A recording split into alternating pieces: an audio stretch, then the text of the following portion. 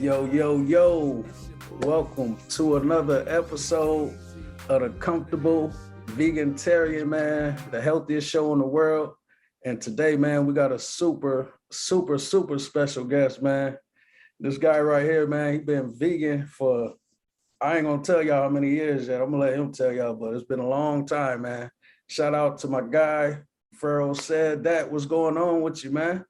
Man, I'm glad to be here, brother. How you doing? Man, I'm doing good, man. Kind of tired, but I'm good, man. Working, man. Trying to get it popping. Yes, sir, man. Yes, sir. So we gonna kind of start at the beginning. Like, I'm pretty sure you grew up as a regular child, eating regular food and stuff. Let the people know like what triggered the change in you and how you got started on your on switching your lifestyle and all that good stuff. Well, it started in 1979 when I graduated out of high school. I went home. I graduated on Friday, went home. My mother said, your auntie gonna pick you up for work Monday. So they just got me a job. Back in those days, they just get you a job. So I ended up working for a book factory. Okay. And my auntie worked the night shift, so I worked the night shift. And one of the books we were printing was a Dick Gregory book. Okay. And so I picked up the book and started fiddling through it, checking it out. And because I worked the night shift, in the daytime, I would go hang out at the college at Circle Campus University with my boy went to college there, Circle Campus. Okay. At Circle Campus, he said, Dick Gregory gonna be speaking. Yeah. So we went to Dick Gregory, who we was familiar with as being a comedian and stuff, but we really didn't know about the nutrition. But I did know from flicking through his book that that's what he was on. So after watching Dick Gregory, I was like, wow, I was blown away by all the stuff he was saying about the food. Now, I ended up going to music college and I met a brother there and he was into the same thing. So to make a long story short, I ran into him later at the beach and he was telling me about his growing his dreadlocks and changing the way he eats. So I just gravitated to it because it made sense to me. I had two books I had got from the book factory, Dick Gregory book and a book called Make Your Juicer Your Doctor. Yeah. So make your juicer your doctor. Yeah. And so that started my journey in 1979. And back then, we didn't know we was vegans. We thought we was vegetarians. Yeah. We used to go to the health food store. So the word vegan, I didn't know the word vegan till the late 80s. Man, so that's kind of a new word, huh? Yeah, it was the veganism was out, but everybody said vegetarian. We were vegetarians at that time, and we was trying to eat the best we can. So we used to be vegetarians that didn't eat dairy, because vegetarians eat dairy, but we was trying to be healthy, so we didn't eat dairy. So we used to call ourselves vegetarians that don't eat dairy. Yeah. Yeah. Like I want to say too, I started out vegetarian myself. And then I did something I called it Vegantarian. As you see the name of my show, that's because I was pretty much vegan, but I was still messing with the honey. And they claim that's like borderline. That ain't, they say it's not really vegan. So, I went with the vegetarian. But well, the thing about the honey, and a lot of vegans not gonna like this, but veganism, to me, it should be two kinds, because the way they pushing veganism now is animal rights. Yeah. And they doing it for the animals, and that's why they don't consume honey. But a lot of vegans that are doing it for the animals are eating anything that don't have animal byproducts, and they turning out not to be so healthy. Yeah. I'm a vegan for health reasons. I'm not a vegan for the animals. Yeah.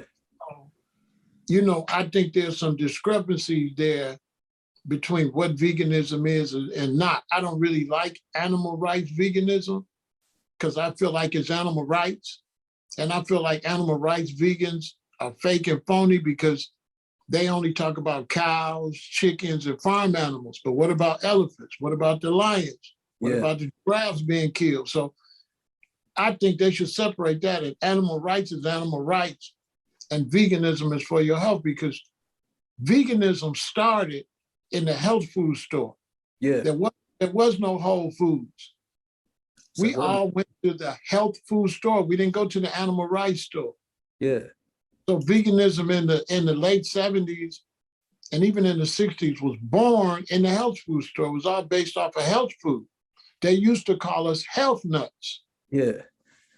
They call y'all health nuts. People nuts about their health, man. That's it. That's it, man. But yeah, that's crazy. So tell us, how did you see, you say you started in 79. Tell us about the changes you've seen over time up until now. Well, back then, with me being born in 1958, when we changed in 79, all we did was eat what our parents was eating, but we just made it more without the dairy and stuff. So the transition back then was we just kept eating collard greens, mustard greens, turnip greens, cabbage, sweet potatoes. We ate the basic food that Black people was eating without the meat. Black-eyed peas, we learned how to make it without the meat and dairy. So in those days, we were basically eating whole foods. Yeah. There were veggie burgers, but they were horrible tasting. So there was nothing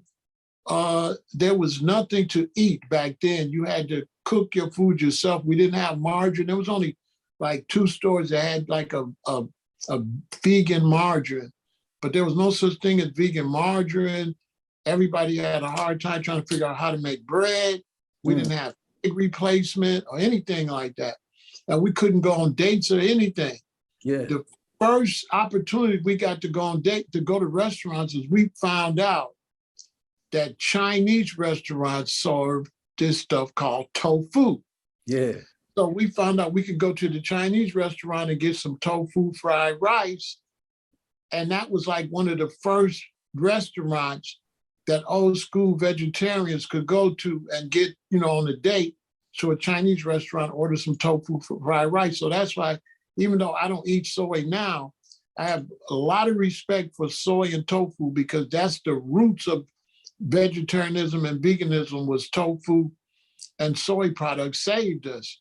Yeah. And then later we found out we can go to Thai restaurants and get food. And we found out we can go to Indian restaurants because they don't eat cow. They have a lot of vegetarian food. And we found out we could go to Ethiopian restaurants. So those are the main restaurants that saved vegetarians and vegans. It's Chinese restaurants, Thai restaurants, Ethiopian restaurants, and Indian restaurants. Man, so save the vegans. Yeah. Yeah. Yeah, that's crazy. I was just seeing a cruise commercial recently, and they was talking about if they have vegan options on there, and they were saying first place you want to hit is the Asian food places. And check their menu out and see what they got, because they probably gonna be able to accommodate you. And the second place they said to check out is an Indian food place. So yeah, that's a real spill right there, man. So before we get too deep, let the people know exactly how long you've been vegan for. I've been vegan now for 43 years. 43 years, man. Yeah, 1979. Man, and still on it heavy hard. You ever had any slip ups? No, I mean, every now and then I ate like some cheese pizza or something like that. Okay. I didn't really look at it as a slip up. It was just something I wanted to do. But yeah, the only time I didn't really eat vegan is when I got jail. I got locked up and I went to jail for 4 months while I was fighting the case. I didn't want to pay that high bond, so I waited till my bond come down. So I was just eating anything in there. I didn't eat no meat, but I was ever else pick the meat out and eat the rest. So I was doing dairy, drinking milk, and all that. That was like 4 months of doing that. But it's not a matter of it being a problem where you're going to keep eating it, because the key to eating right is knowing and understanding that that food is not healthy for you. Yeah. Once you know that that food will kill you, and once that you really know that it's not good for you, you won't eat it. You know, you won't eat it because you feel like it's not good for you. Like usually, maybe once a year, I would go get a cheese pizza with a bunch of vegetables on it. But when COVID came, I didn't do that because I said, if I got that mucus in me, Man. that ain't gonna be good. Yeah. So it's really not about, it's not about just resisting it, just resisting. It's about really knowing that it's not good for you. So that's why I don't eat it. Yeah. Yeah, that's like me. That's how I put myself mentally when I even see like certain foods and stuff. It's just a automatic turn off for me. Like, oh no, like Yeah, get that away from me, you know. yeah. Not So healthy. It's not healthy. So that's the premise on how you stay with it. yeah, So when I got out of jail, paid my bond, and got out, I went right back vegan because I didn't want to eat that anyway. I was forced to eat it. yeah, So it wasn't no thing like, oh, how I'm gonna get back off of it. I never wanted to eat it in the first place because it's not healthy.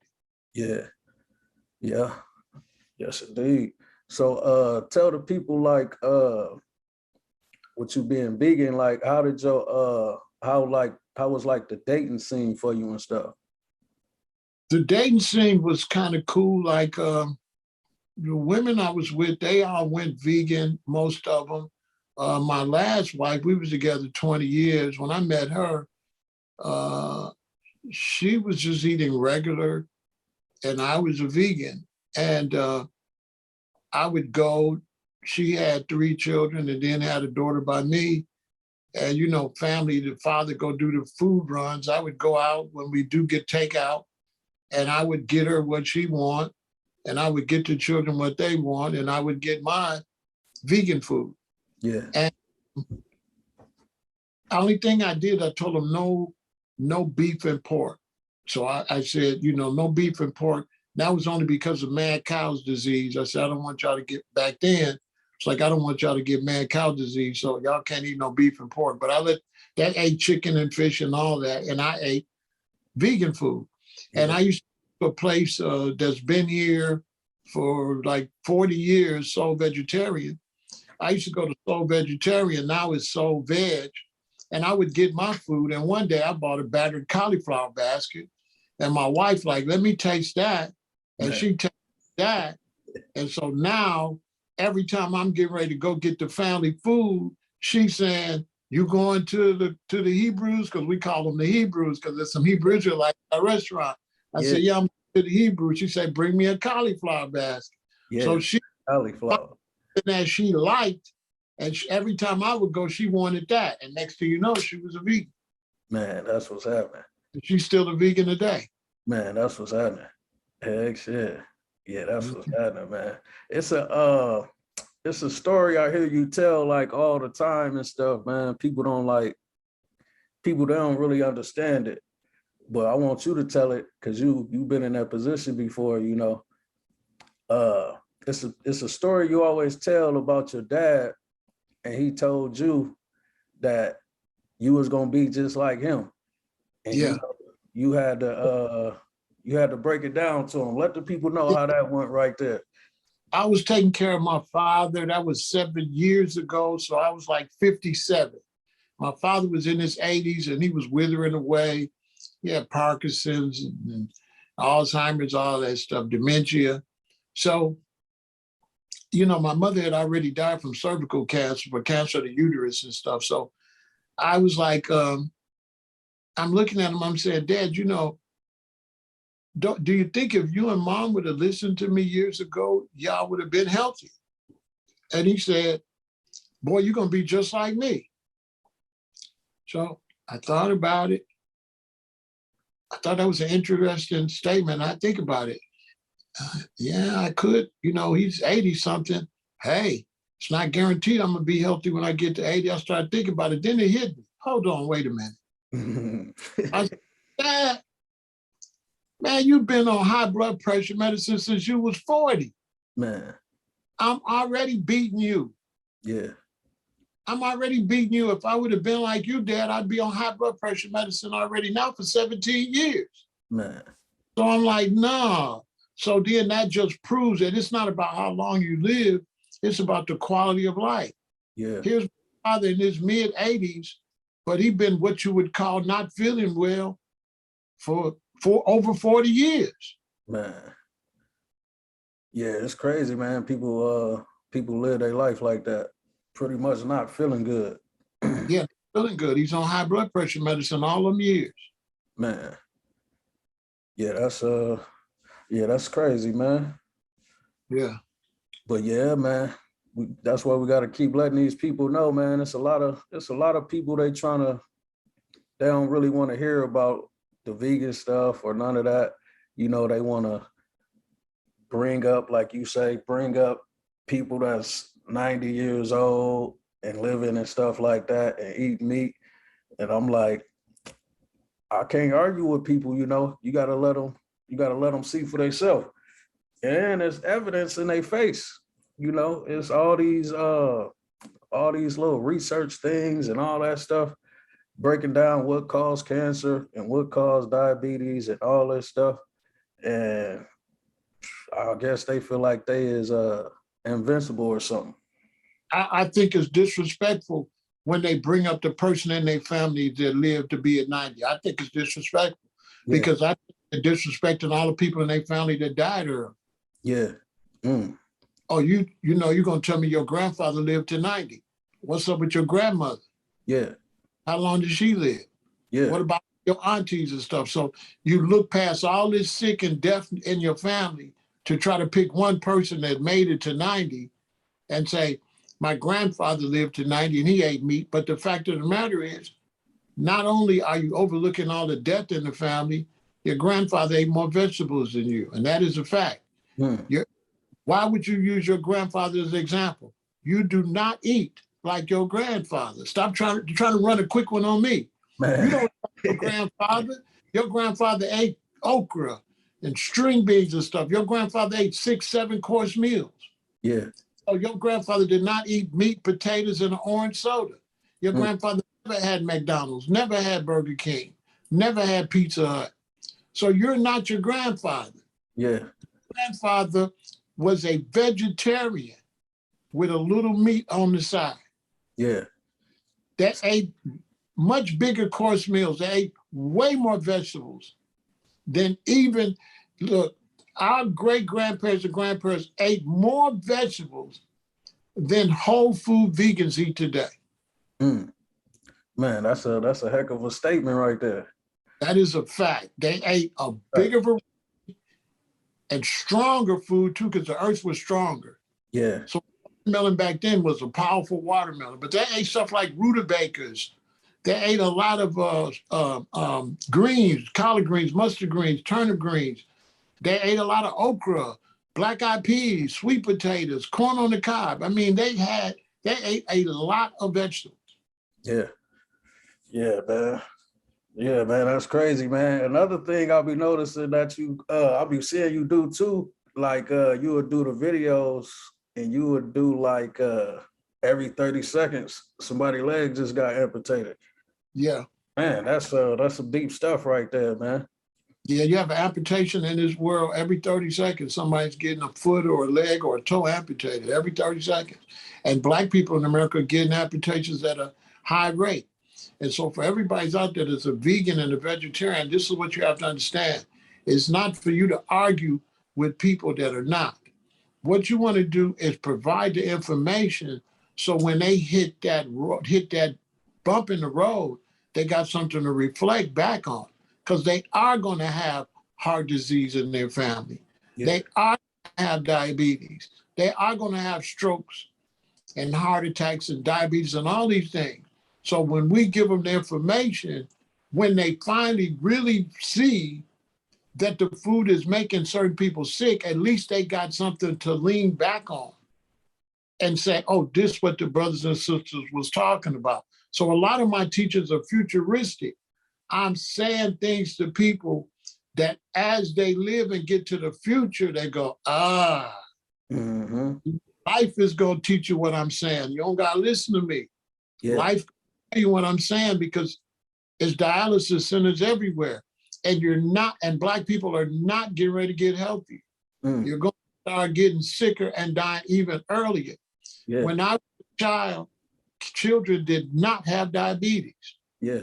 So you probably never even heard of diabetes when you was a child, huh? They had sugar down south. A lot of Black people had sugar, but they called it sugar. Yeah. Black people were sick back then. Mm. Yeah, Black people was sick back then. Yeah. Was sick, but we didn't have as much obesity, and they wasn't as sick. But yeah, Black people had high blood pressure, and a lot of people had sugar. They used to call it sugar. A lot of people, they just wasn't getting amputation. They just put them in the bed in the back of the house in Alabama or something, and their whole leg turned black. Man. It was from the diabetes in them days that they started to cut toes off and cut feet off so you wouldn't lose your whole leg. That's where they learned how to do that from, because they had sugar back then. Yeah. It wasn't 100% healthy, but they were healthier than we are because they ate so many vegetables that it coated their stomach so the meat could digest, and they didn't have to worry about getting colon cancer because the meat not gonna stand there with all them black-eyed peas and all that stuff. So they kind of, by having 5-6 course meals, you know, back then when I was growing up, Black people ate a lot of watermelon, a lot of peaches, a lot of plums. All Black families had fruit bowls on the table. Yeah. With nutcrackers, and they had pecans and walnuts and stuff. Black people don't eat like that no more. No, they don't. Yeah, I remember like growing up when I was young, I used to see the nutcracker and the walnuts and stuff at my grandma's house. And shoot, I ain't seen that stuff, man. It's probably been about 20 years or something, man. Yeah, I'm thinking about bringing that back. I'm looking now and trying to find some bowls and stuff, and I'm gonna start selling fruit bowls to Black people and nutcrackers and stuff to get that back in the house. Because when I grew up, it was common as a child. We ate a lot of fruit. Yeah. Fruit was like really a main staple in the house when I was growing up. Yeah. Yeah, so things have changed now, man. They drinking Kool-Aid, man. Kool-Aid and Mountain Dew, man. Yeah, well, they know that we're fruitarians and they know that we're herbivores. So what they're doing is they're playing on our natural instinct, like George Clinton said. You pit your instincts until you're fat, horny, and strung out. So what they're doing is they know where we are, so they give you grape flavored blunts, cherry blunts. They give you grape candy, cherry candy. They put the fruit into the poison, the fruit flavor ideology to get you, because they know Black people like fruit. Yeah. So they avoid us and put the fruit in the poison. Yeah, man, that's crazy. Yeah, I really do believe it's like that's like a super plot. What they put, the stuff they put fluoride in the water, man, fluoride and toothpaste, all that crazy stuff, man. Seemed like a big old plot, man. But yeah, man, shoot, gotta stay on this mission. Have you heard about they say like the soil is not what it used to be. So the fruits and vegetables that we getting today, they don't have the same mineral and vitamin potency as they did back in the day. The earth is getting weaker, and so everything is weaker because the earth is weaker, polluted. And when you grow food and you use chemical fertilizer, then that chemical fertilizer kills the soil. So a lot of people think that the opposite of GMO is organic. That's not true. The opposite of organic is fertilizers, chemicals. Yeah. You can grow organic GMO. So people don't know organic has nothing to do with whether it's GMO or not. Organic has to do with the type of fertilizer you use in the ground. See, so you can grow chemical GMO or organic GMO. Organic is a growing method. It has nothing to do with GMO. So organic, the reason they grow and they want to grow more organic because it's better for the soil. With organic, you put food particles and mulch and stuff into the soil. That brings the soil back alive. If you're using rapid grow and stuff like that, that stuff kills the soil. Said rapid grow. Yeah, rapid grow, and the stuff they sell in the store, the chemical fertilizer. You want to use organic fertilizer. Yeah. Better for the soil. Yeah. Yes, sir. Yes, sir, man. Look like we running out of time, man. This interview went by way too quick, man. We might have to have a part. Yeah, we do. We come back. Yeah, just bring me back anytime you want, bro. Okay, most definitely will, man. And before we go ahead and shout out all your social medias, anything you might have going on right now. Yeah, this Pharaoh Said That. Follow me on Instagram, follow me on YouTube, Pharaoh Said That. And if you're trying to change the way you eat, go to www.veganintel.com. Get the easiest way to become a vegan.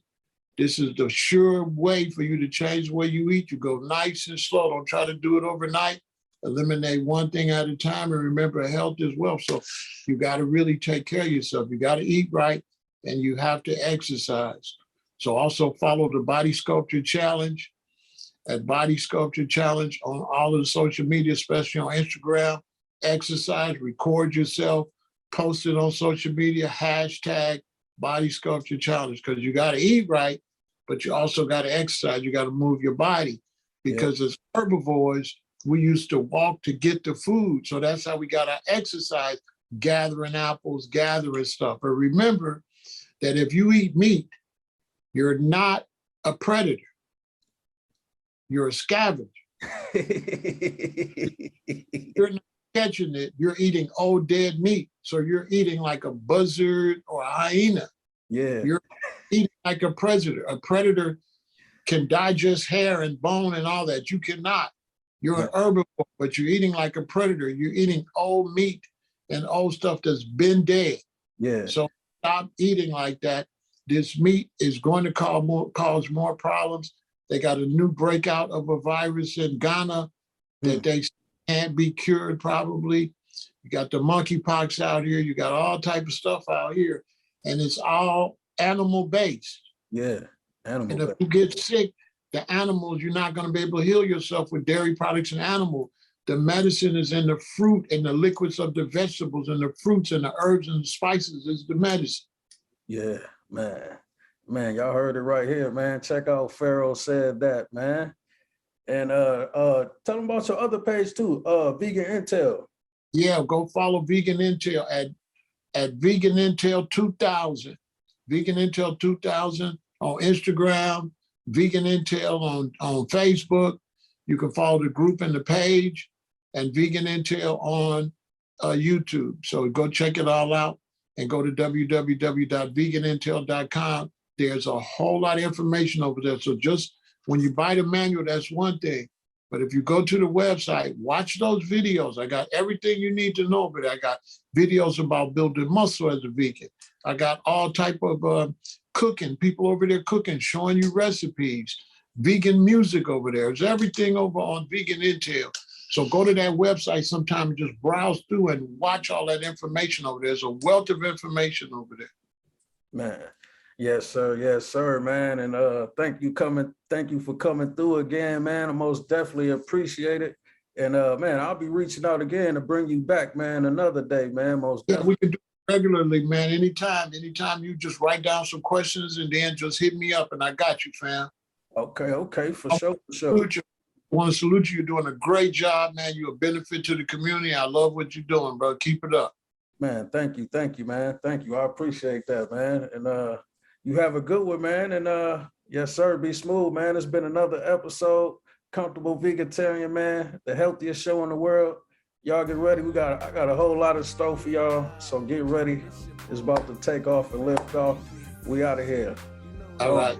Yes, One. Sir.